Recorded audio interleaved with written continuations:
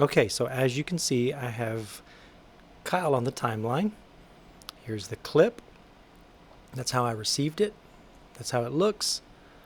I'm going to jump over into the color page and just show you a little bit about what I did to kind of give a little bit of life to this image.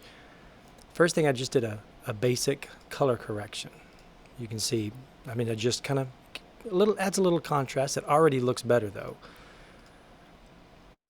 Then I noticed all the noise, all the grain, and that's something Kyle and I have talked about, so I decided to run it through a noise reduction, and you can see it.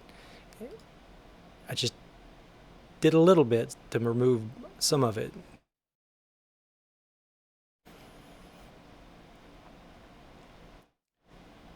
Then I looked at the light and thought, you know, I'd really like for it to go all the way across. So I just kind of added this in.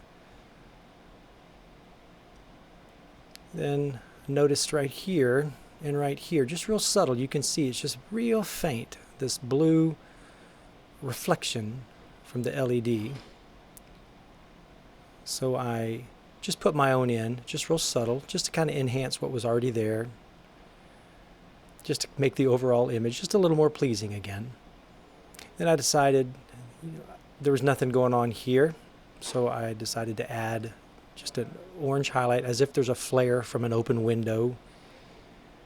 Since he teaches his class in the morning, it made sense to have an orange flare, at least to me.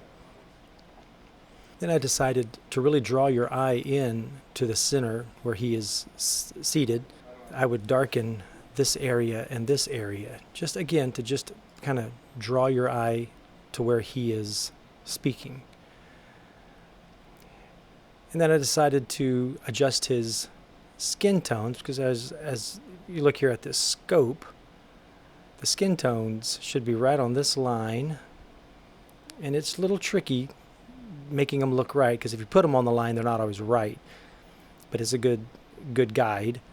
So I decided to not only do some tweaking on the color of his skin, but also give him just a little bit of highlight in his face to make sure that you're constantly looking at him.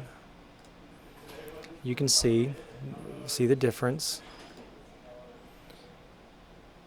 And again, it's very subtle. But if you look at the before, that's the image or the video that I received,